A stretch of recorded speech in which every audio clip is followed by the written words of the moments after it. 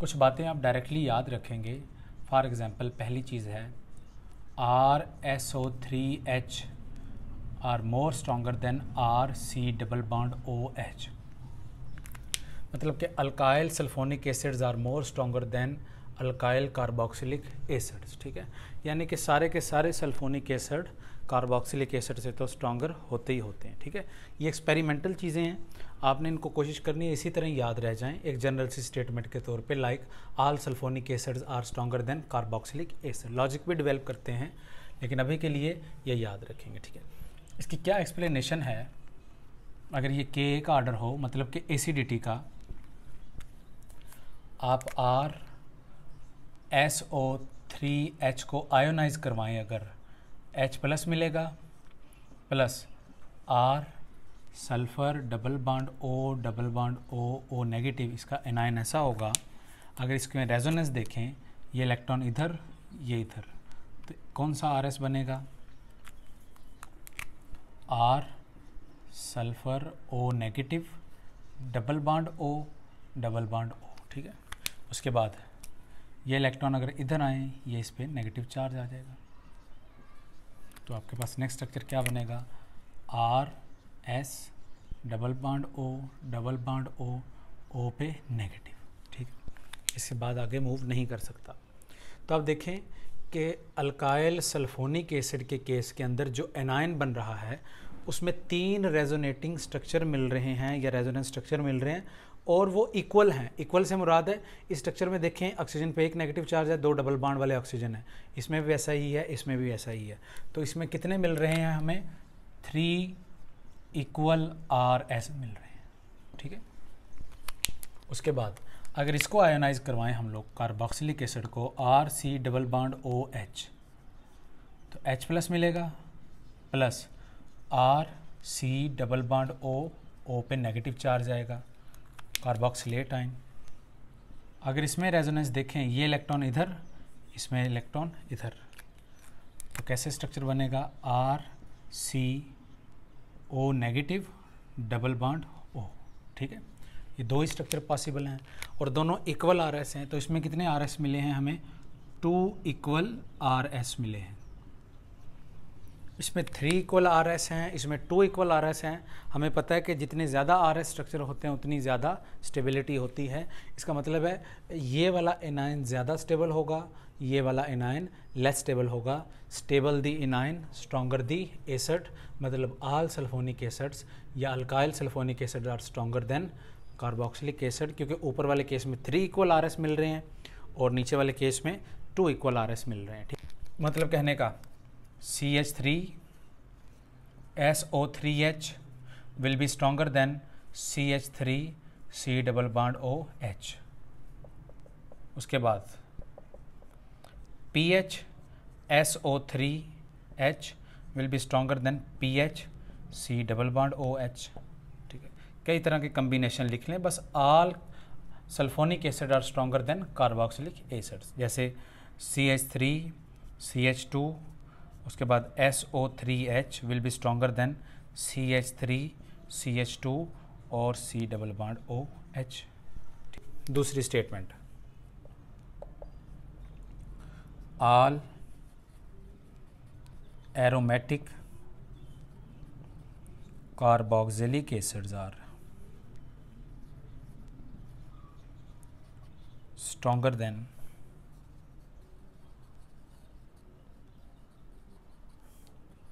Aliphatic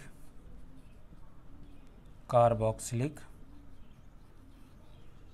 acid except HC double bond OH। ठीक है, जितने भी एरोमेटिक कार्बोक्सिलिक एसिड हैं, यानी कि बेंजोइक एसिड या इसके derivative, they are stronger than their respective aliphatic carboxylic acid. अब इसका क्या मतलब है? यानी कि ये चीज़ या इसके डेरिवेटिव वो हमेशा स्ट्रॉन्गर होंगे RC डबल बॉन्ड OH से। ठीक होगी बात?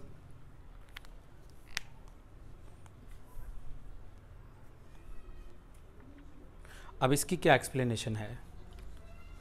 मान लेते हैं आपके पास, ठीक है, ये एक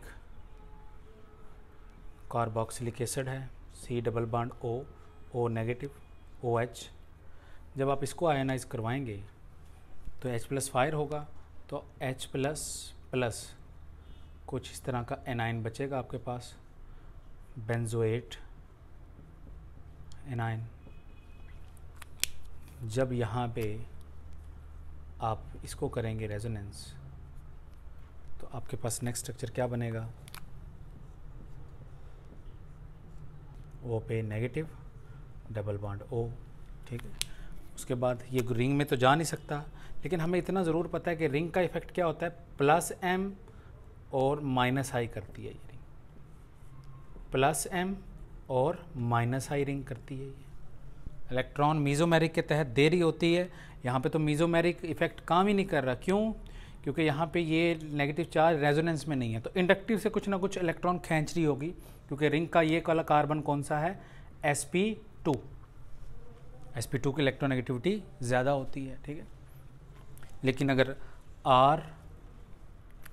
लेकिन अगर इसकी बात करेंगे R C double bond O, उसके बाद O और साथ में H, इसको जब आयोनाइज करवाएंगे H plus plus R C double bond O, उसके बाद O नेगेटिव आ जाएगा। जब इसमें रेजोनेंस देखेंगे तो ये इधर, तो नेक्स्ट स्ट्रक्चर क्या बनेगा,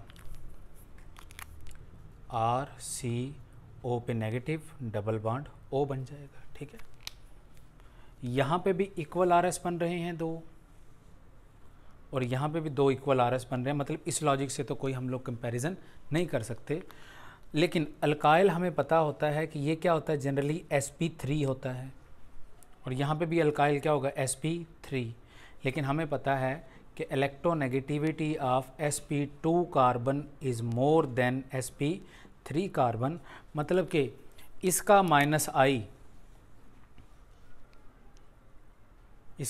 आई इसको स्टेबलाइज कर रहा होगा, और बल्कि अल्काइल क्या है, डोनेटिंग ग्रुप है, तो अल्काइल क्या आ रहा है, इसको डीस्टेबलाइज कर रहा है, ठीक है ना। ये sp3, ये sp2, मतलब कि इलेक्ट्रोनेगेटिविटी से भी देखें तो ये वाला एनाइन स्टेबलाइज हो रहा है ऊपर वाला, और नीचे वाला क्या हो रहा है, डीस्टेबलाइज, क्योंकि इसका प्लस आई इफेक्ट, ठीक है। ये दे रहा है डीस्टेबलाइज, ये ले रहा है stabilize. Stable the anion stronger the acid, इसका मतलब है ये वाला इससे स्ट्रॉन्गर है और ये वाला वीकर हो जाएगा, ठीक है। तो सेकंड स्टेटमेंट आप याद रखेंगे, all aromatic carboxylic acids are stronger than aliphatic carboxylic acid except formic acid, ठीक है। फार्मिक एसिड का एक एक्सेप्शनल बिहेवियर है, उसको इस लॉजिक से एक्सप्लेन नहीं किया जा सकता। फार्मिक को जब एक्सपेरिमेंटली देखा जाता है तो HC डबल बॉन्ड OH ज़्यादा स्ट्रेंथ रखता है PHC डबल बॉन्ड OH से भी। क्यों? क्योंकि इसकी जो pK वैल्यू है वो है हमारे पास 3.7 ठीक है। मतलब ये formic acid aromatic carboxylic acid से भी ज़्यादा स्ट्रॉन्गर है, क्योंकि lower the pK value higher the acidic strength. मतलब कहने का यहाँ पे ये भी लिख सकते हैं HC डबल बॉन्ड OH, ठीक है। ये पीके वैल्यू से इसका कोई एक्सप्लेनेशन नहीं है, ठीक है। हाइड्रोजन का कोई इफेक्ट नहीं है, यहाँ पे तो इफेक्ट लगा के गुजारा कर लिया। एक्सपेरिमेंटली देखा गया है कि वो दो जो एलिफेटिक भी हैं और एरोमेटिक हैं, जो एरोमेटिक और एलिफेटिक हैं उससे भी ज़्यादा वो स्ट्रॉन्गर निकलता है, ठीक है। तो इस स्टेटमेंट को भी एज इट इज़ याद कर लेंगे आप लोग। लॉजिक डेवलप साथ साथ हो रही है, याद करना को मुश्किल काम नहीं है। जितने ज़्यादा रेजोनेंस स्ट्रक्चर उतनी ज़्यादा स्टेबिलिटी। अगर रेजोनेंस स्ट्रक्चर सेम हो जाएं तो फिर इंडक्टिव से, रेजोनेंस से, मीजोमेरिक से किसी तरह का लॉजिक आप डेवलप कर सकते हैं। तीसरे नंबर पे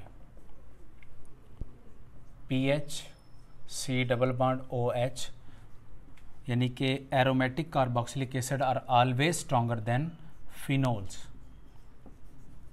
ठीक है, ऑलवेज स्ट्रॉन्गर देन फिनोल्स। कैसे एक्सप्लेन करेंगे?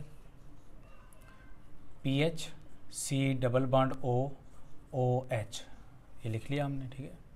इसको जब आयोनाइज करेंगे तो क्या क्या देगा ये हमें, PHC double bond O O पे नेगेटिव चार्ज देगा, -H+ इसने कर दिया।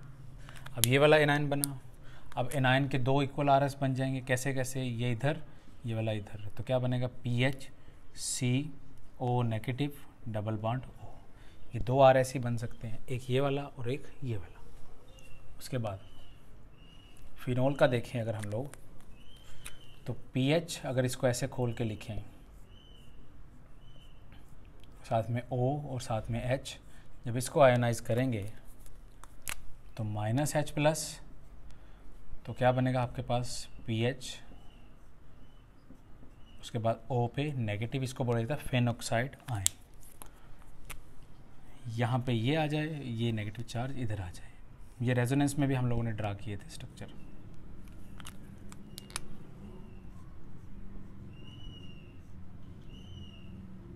नेगेटिव चार्ज यहाँ पे, डबल बॉन्ड ऑक्सीजन आ जाएगा, ये इसी तरह। ठीक है, नेक्स्ट पे क्या हो जाएगा? ये अगर इधर आए, ये वाला टूट के इस कोने पे आएगा, तो क्या स्ट्रक्चर बनेगा आपके पास?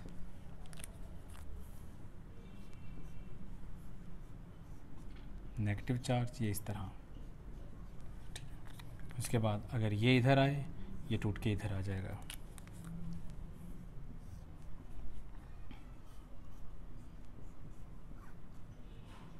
ये नेगेटिव चार्ज इधर, ये बॉन्ड इधर, डबल बॉन्ड O। ठीक है, उसके बाद ये इलेक्ट्रॉन अगर इधर, ये वाला ऑक्सीजन के ऊपर,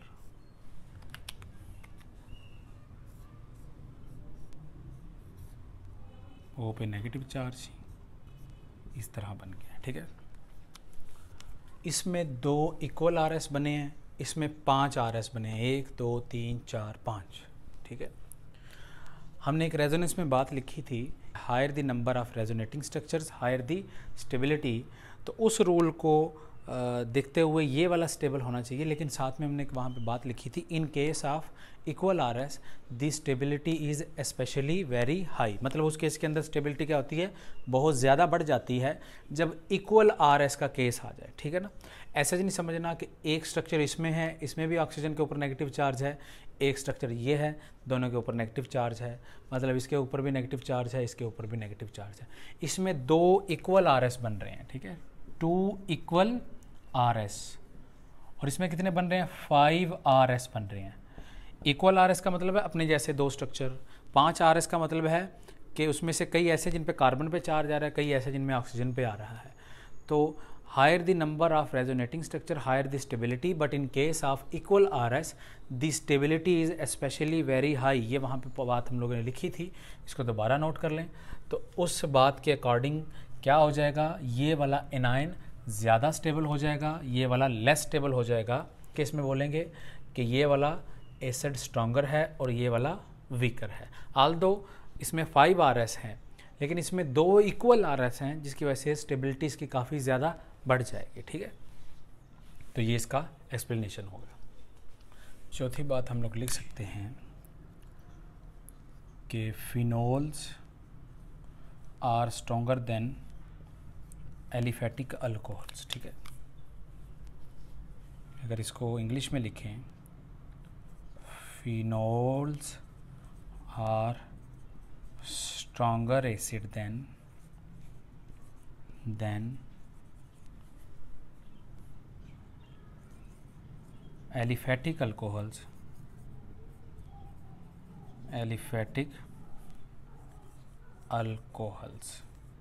ठीक है, मतलब कि एरोमेटिक अल्कोहल ज़्यादा स्ट्रॉन्गर होती हैं as compare to aliphatic alcohol. Like अगर फिनोल की बात करें, OH, जब ये आयोनाइज होगा तो H+ आइंस देगी, प्लस इस तरह का इसका एक फेनॉक्साइड आयन बनेगा। और हमें पता है कि ये 5 RS देता है, जो कि इक्वल नहीं होते, ये ऊपर बने हुए हैं। ठीक है, मतलब कि 5 RS इससे मिलेंगे, एक ये 4 और मिलेंगे। ठीक है, लेकिन यही आप ROH को आयनाइज करें, H+ प्लस RO नेगेटिव, ठीक है, RO नेगेटिव। अब इसकी नेचर क्या है, प्लस आई। प्लस आई का मतलब क्या है, इलेक्ट्रॉन देने वाले, नेगेटिव चार्ज ऑलरेडी मौजूद है, कुछ देने वाला इसको चिपक गया है, इसका मतलब है इसका एनाइन क्या होगा, डीस्टेबलाइज्ड, और ऊपर वाले का एनाइन क्या है, क्योंकि उसमें रेजोनेंस हो रही है, वो स्टेबलाइज है। ये इंडक्टिव से डीस्टेबलाइज है, वो रेजोनेंस से स्टेबलाइज्ड है, तो ऊपर वाला एनाइन ज़्यादा स्टेबल, मतलब कि स्ट्रॉन्गर एसिड फिनोल, और एलिफेटिक अल्कोहल्स क्या हो जाएंगी, लेस एसिडिक, या उनको क्या बोलेंगे, वीकर एसिडिक बोलेंगे, ठीक है। और दूसरी चीज़, ये मिथाइल जो होते हैं ये क्या होते हैं, आपके पास sp3 होते हैं कार्बन, और ये वाला कोना क्या है, sp2 कार्बन, ठीक है। तो अगर इलेक्ट्रोनेगेटिविटी से भी जाएं तो sp2 कार्बन की इलेक्ट्रोनेगेटिविटी ज़्यादा, मतलब कि खींचने की पावर ज़्यादा, ये स्टेबलाइज्ड पोर्शन, ये वाला बल्कि दे रहा है तो ये डीस्टेबलाइज्ड पोर्शन। ये वाला एनाइन ज़्यादा स्टेबल, ये वाला anion less stable. Stable the anion, stronger the acid, तो इसीलिए लिखा है phenols are more stronger than aliphatic alcohols. कुछ स्पीशीज़ हैं like ammonia, CH triple bond CH, CH2 double bond CH2, CH3 single bond CH3। Alkanes यानी कि ethane, ethene, ethyne और ammonia, अगर इनकी pKa वैल्यू की बात की जाए तो अमोनिया की है हमारे पास 37, इसकी है 22, इसकी है 44 और इसकी है 50, ठीक है। ये वैल्यूज़ भी याद रखनी पड़ेंगी, मतलब एक याद रख लें, इनमें लॉजिक डेवलप हो जाएगा। अगर इन तीनों के साथ अमोनिया आ चुका है तो फिर हम लोग कोई लॉजिक डेवलप नहीं कर सकते, फिर pK वैल्यू से ही जाएंगे, ठीक है। यानी कहने से मुराद है, अगर Ka की बात करेंगे, Ka की बात मतलब कि कौन ज़्यादा स्ट्रॉन्गर एसिड है, जिसकी pK वैल्यू सबसे कम होगी, सबसे कम कौन सी है, 22 वाली, ये कौन है, एसिटाइलिन, मतलब कि इथाइन। उसके बाद ये क्या है आपके पास, अमोनिया, NH3। उसके बाद क्या आता है, CH2 डबल बॉन्ड CH2, और उसके बाद आता है CH3 और CH3, ठीक है बात। लेकिन एक बात याद रखें, जो आपने पहले टेबल लिखा था उस टेबल के अंदर हम लोगों ने pK वैल्यू 18 तक लिखी थी, उसके बाद चीज़ें नहीं लिखी थी। ये जो चीज़ें हैं उस टेबल में जितनी भी चीज़ें पड़ी हैं उनसे लेस एसिडिक हैं, मतलब कहने का वो सारी की सारी ज़्यादा स्ट्रॉन्गर हैं, इन ये क्या हैं, उनसे वीकर हैं सारी की सारी, ठीक है। लेकिन अगर इन चारों में भी कंपैरिजन किया जाए तो एसिटाइलिन ज़्यादा स्ट्रॉन्गर, फिर अमोनिया, फिर CH2 मतलब इथाइलिन, और फिर अल्केन का इथेन। यहाँ पे एक चीज़ आप डेवलप कर सकते हैं, इन चीज़ों में देखें, यहाँ पे एक चीज़ आप ऑब्ज़र्व करें, इस कार्बन की हाइब्रिडाइजेशन है sp कार्बन, यानी कि कार्बन क्या है, sp कार्बन है। ये नाइट्रोजन क्या है, sp3 नाइट्रोजन है, ठीक है। मतलब कहने का कि sp carbon is more electronegative, अगर इलेक्ट्रोनेगेटिविटी की बात की जाए, sp carbon is more electronegative than sp3 nitrogen,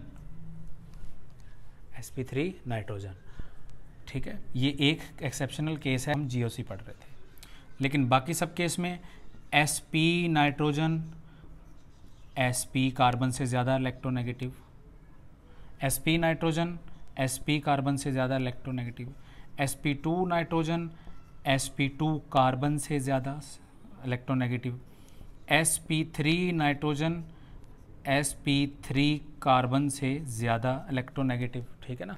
हमें पता है higher the S character higher the electronegativity, लेकिन एक ही एक्सेप्शन थी उस वक्त पड़ी थी ये वाली, ठीक है, वो इस केस के लिए हम लोगों ने पढ़ी थी, और ये लॉजिक बाद में डेवलप किया है। ये तो एक्सपेरिमेंटल वैल्यूज से हम लोगों ने लिखे हैं, ये इन दोनों का कंपैरिजन। अगर एसिडिटी की बात करेंगे, एसिटाइलिन इज़ मोर एसिडिक, मतलब कि ये रेडली प्रोटॉन दे सकती है as compare to ammonia, ammonia ज़्यादा जल्दी प्रोटॉन देगा एज़ कम्पेयर टू इथाइलिन, और इथाइलिन देगी अल्केन की, अल्केन तो कुछ देते ही नहीं है, वो तो पैराफिन है, इनकी वैल्यू pK कितनी है, 50 के आसपास है, ठीक है। मतलब कि ये H+ लूज़ करके राज़ी ही नहीं है, ठीक।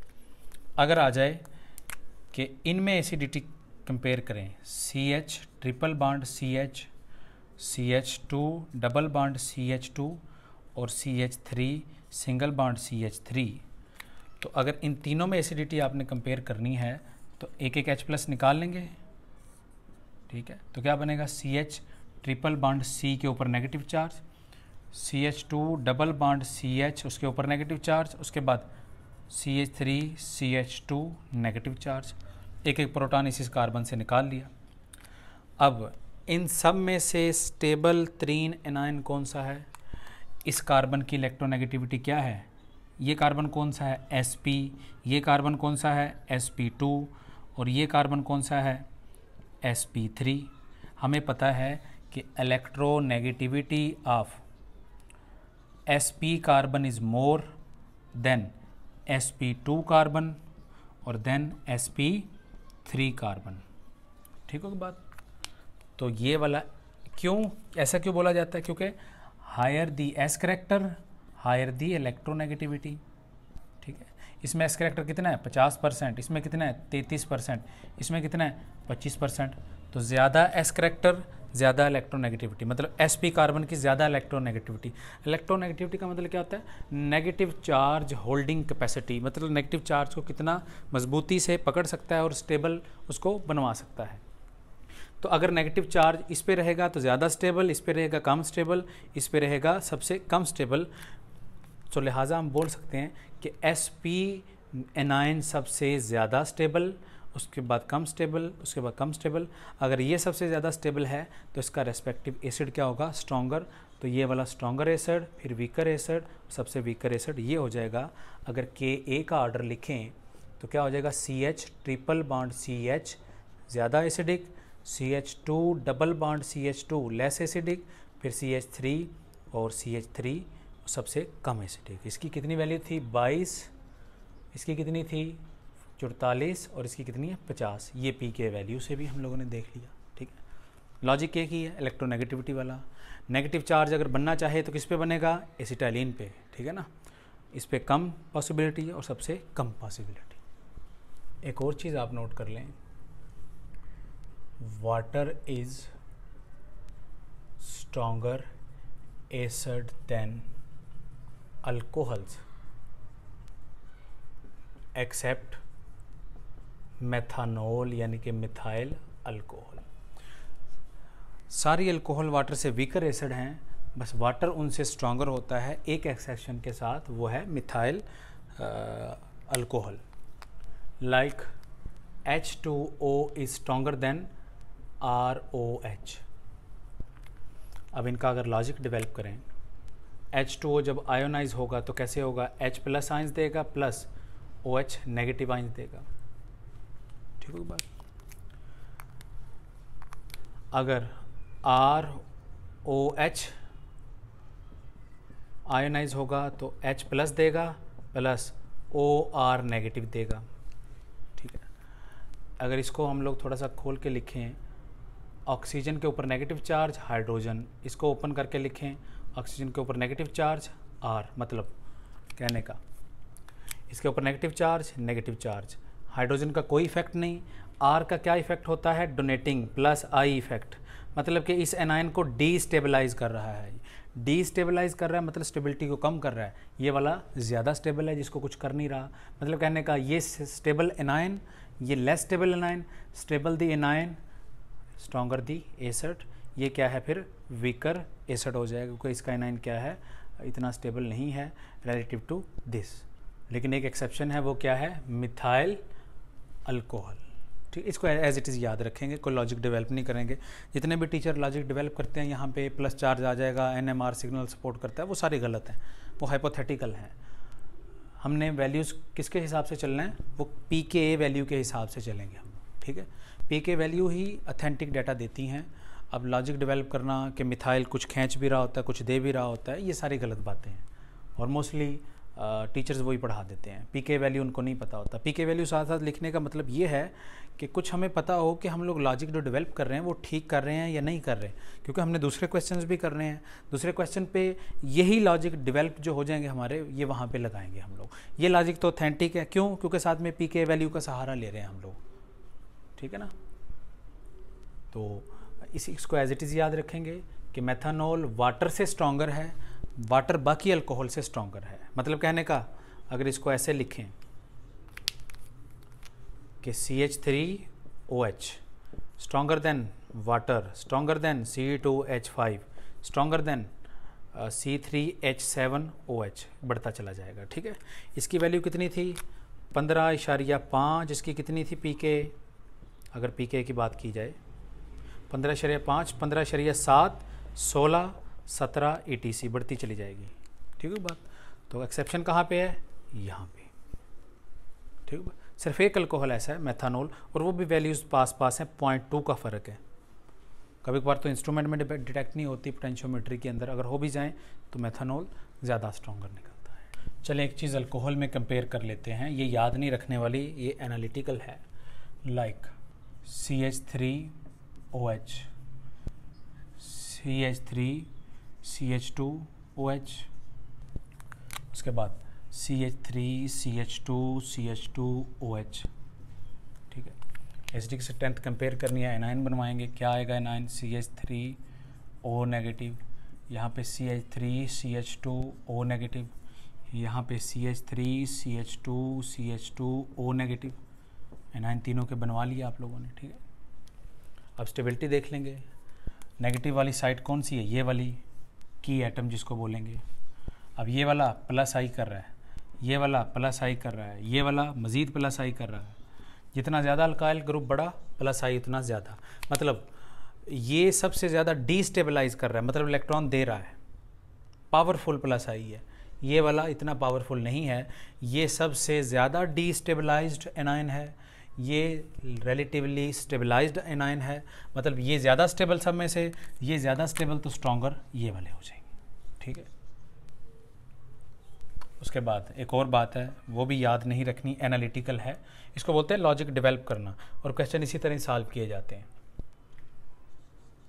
CH3, CH2OH, उसके बाद CH3, CH, CH3OH, CH3, C, CH3, CH3 और OH। ठीक है, अब ये तीन अल्कोहल में हमने करना है, एनाइन बनवा लेंगे,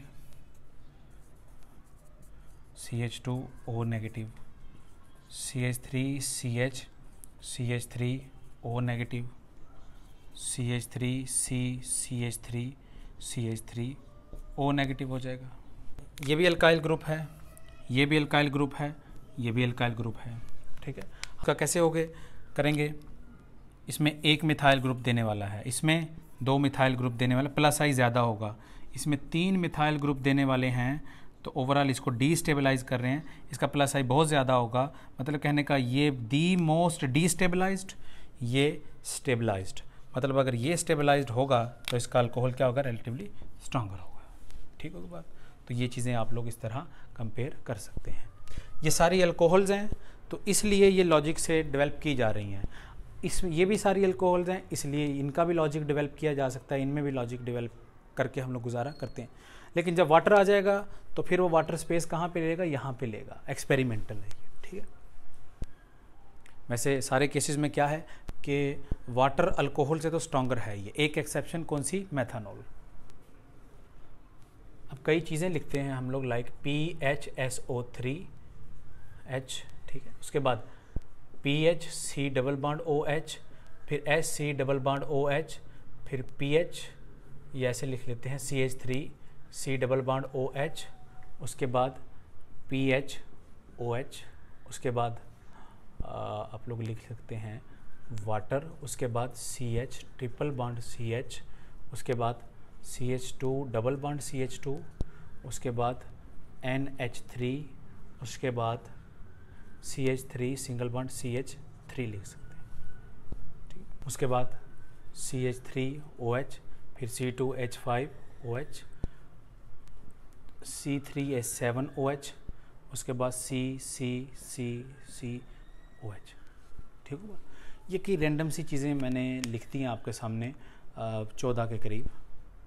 अब इनमें एसिडिक स्ट्रेंथ कंपेयर करनी है, तो अगर कोई पूछे कि इनमें एसिडिक स्ट्रेंथ कंपेयर करें तो कहेंगे कि कंपेयर नहीं कर सकते। ठीक है, क्योंकि पीके वैल्यू याद नहीं है, और ये सारी चीज़ें एक जैसी भी नहीं है।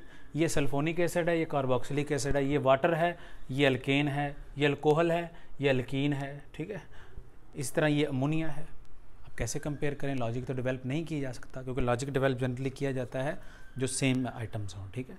अभी क्योंकि हम लोगों ने रिसेंटली वो टेबल देखा है जिसके अंदर पी के वैल्यूज़ है, तो हमें कुछ ना कुछ आइडिया है और कुछ बातें भी हमने याद रखनी है, ठीक है। तो उसकी बेसिस पे अगर इसका आंसर लिखा जाए के ए का, एसिडिटी का, अब इन सारी चीज़ों में से सबसे ज़्यादा स्ट्रॉन्गर क्या होते हैं, सल्फोनिक एसिड्स। तो क्या लिखेंगे, PHSO3H, ये तो बाहर हो गया, ठीक है।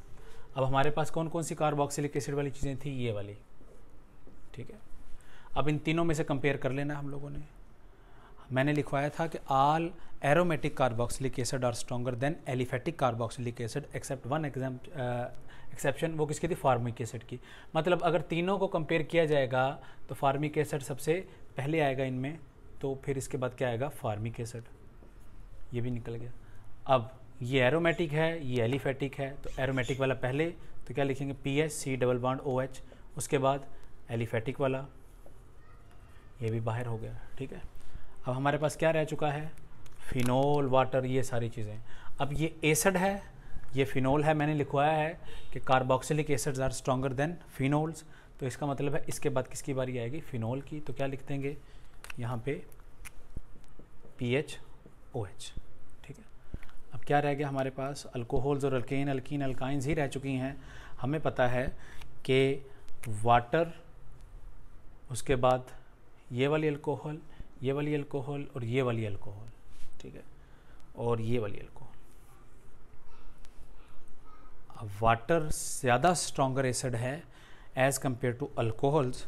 सिर्फ एक ही एग्जम्पशन है या एक्सेप्शन है, वो है मेथानॉल। तो इसके बाद क्या आएगा, CH3OH, उसके बाद क्या आ जाएगा, वाटर, यानी कि ये भी चला गया, ये भी चला गया। उसके बाद क्या आ जाएगा आपके पास, C2H5OH, एथानॉल, प्रोपानॉल, C3H7OH, ये भी हो गया, ठीक है।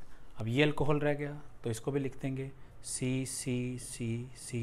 और OH, ठीक है, टर्शरी ब्यूटाइल अल्कोहल, ये भी हो गया, ठीक है। अब ये चार चीज़ें रह गई हैं, ये वाली 1 2 3 4।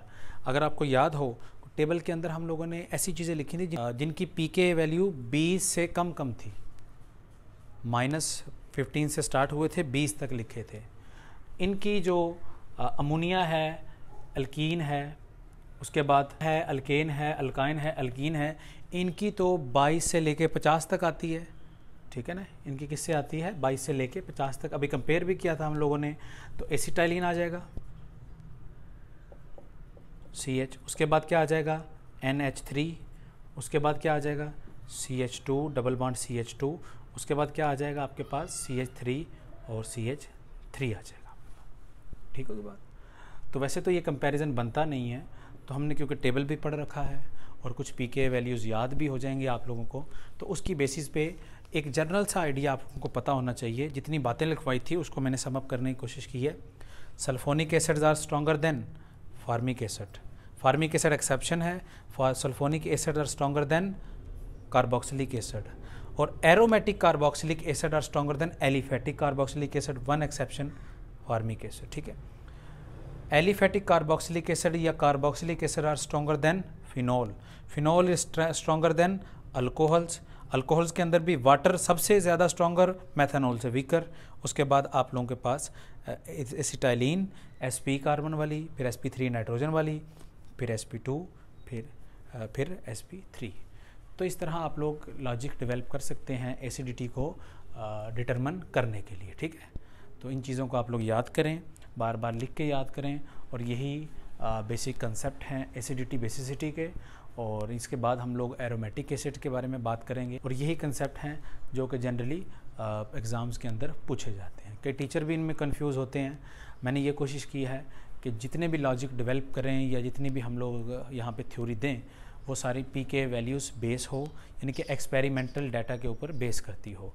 वैसे हवा में तीर लगाने का ये ज़्यादा स्ट्रॉन्गर है, ये वीकर है, वो थोड़ा सा रफ सा आइडिया होता है और जनरली वो सूट भी नहीं करता।